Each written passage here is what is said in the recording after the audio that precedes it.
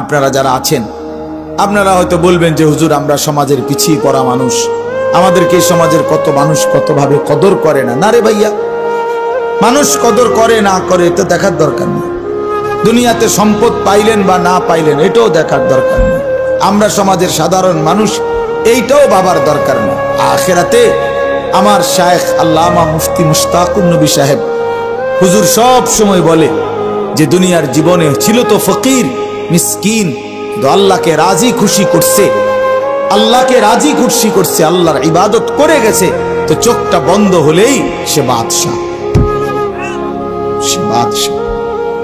আপনারা ফিরতে হবে, ফিরতে হবে, নিজেদের আত্মপরিচয় ঠিক করতে হবে ভাইয়া। শুধু শুনছি আমার বাপ দাদা মুসলমান ছিল, এতটুকুই যথেষ্ট। আমার মনে আছে আমি প্রথম যে বছর আপনাদের এই বেদে সমাজের মাহফিলে আসছিলাম, আমি সেই বছরই মনে করাই দিছিলাম যে আপনারা যারা সাপের খেলা দেখান, মনে আছে, ভুলে গেলে চলবে না যে এটা আমাদের জিন্দিগি না, বরং আমরা ইমানদারের বংশধর। ইমানদার হযরত মূসা আলাইহিস সালামের জামানায় আপনার যেই জাদুকররা আপনার, তারা তো সাপ দিয়ে খেলা দেখাইছিল, তারা তো কালেমা পড়ে মুসলমান হয়েছিল মূসা নবীর জামানায়, হয় নাই কালেমা পড়ে মুসলমান?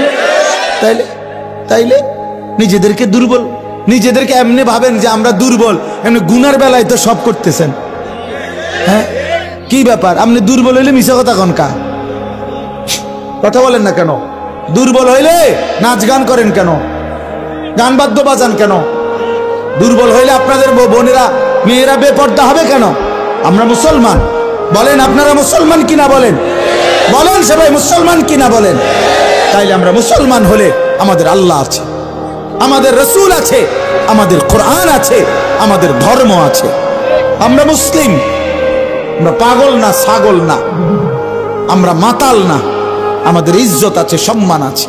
আল্লাহর নবী সাল্লাল্লাহু আলাইহি ওয়াসাল্লাম বলছেন, একদিন কাবা ঘরের দিকে তাকাইয়া নবী বলছে, কাবা, আল্লাহর ঘর কাবা ঘরের দিকে তাকায় বলছে যে কাবা তোমার অনেক সম্মান, তোমার অনেক ইজ্জত, কিন্তু আল্লাহর নবী বলেন, হে কাবা, মনে রেখো আমার এক ইমানদারের সম্মান তুমি কাবার চাইতেও কোটি গুণে বেশি। খোদার কসম, হাদিস নবীজি বলছে কাবা তোমার চাইতে দামি, আমার ইমানদারের ইজ্জত, আমার ইমানদারের সম্মান কাবার চাইতে দামি। আল্লাহ কোরআনে বলছেন, ওয়ালা আবদুম মুমিনুন খায়রুম মিন মুশরিকিন ওয়ালাউ আ'জাবাকুম। আল্লাহ বলছে মুশরিক, বেঈমান, কাফের যত বড়ই মনে হোক, 10টা পৃথিবীর মালিক হোক, একেবারে 7 সমুদ্র 13 নদীর মালিক হোক, পৃথিবীর সব সম্পত্তির মালিকও যদি হয়, মুশরিক, কাফের, বেঈমান, খোদার কসম আল্লাহ কোরআনে বলে তার চাইতে একজন ইমানদার গোলাম, কৃতদাস, সে খায়রুন, সে উত্তম, উত্তম, উত্তম। ওয়ালা আবদুল মুমিন খায়রুম মিন মুশরিক। একটা গোলাম সে কৃতদাস হোক, তো তুমি তো কৃতদাস না, তুমি কারো গোলাম, তুমি কোনো মানুষের কৃতদাস, তাইলে তুমি নিজেকে দুর্বল ভাববা কেন? আল্লাহ তাআলা তো বলছে এটা কৃতদাসও যদি হয়, কিন্তু ঈমান থাকে, সে পৃথিবীর সমস্ত বেঈমানের চাইতে দামি, বেঈমানের চাইতে দামি। আল্লাহ কোরআনে বলছেন, ইন্নামাল মুশরিকুনা নাজাস, সমস্ত মুশরিক বেঈমান নাপাক, নাজাসুন, নাপাক। অতএব আমি মনে করাই দিলাম, নিজেদের বিবেক জাগায় দেওয়ার জন্য বললাম, আমরা প্রত্যেকেই ভাবতে হবে আমার আখিরাতি জিন্দেগি, আমার কবরই আমার জিন্দেগি।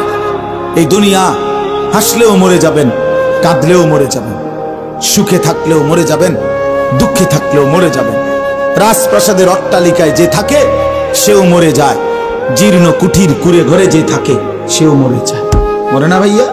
জীবনে যে কোনোদিন সুখ দেখে নাই তারও মৃত্যু হয়, জীবনে যে কোনোদিন দুঃখ দেখে নাই তারও মৃত্যু হয়।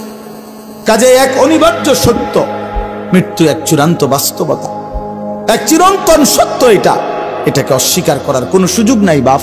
অতএব আমাদের উচিত আখিরাতের প্রস্তুতি নাও। আল্লাহ আমাদেরকে দৌলত দিয়েছেন, ঈমান। আমরা পরিচয় দিতে পারি কমপক্ষে যে আমরা মুসলমান, এতটুকু এর পরিচয় তো এই পৃথিবীর কত কোটি কোটি মানুষের নাই। জন্মসূত্রে কোনোদিন শোনে নাই কালেমা, কোনোদিন মুখ দিয়ে উচ্চারণ করে নাই লা ইলাহা ইল্লাল্লাহ।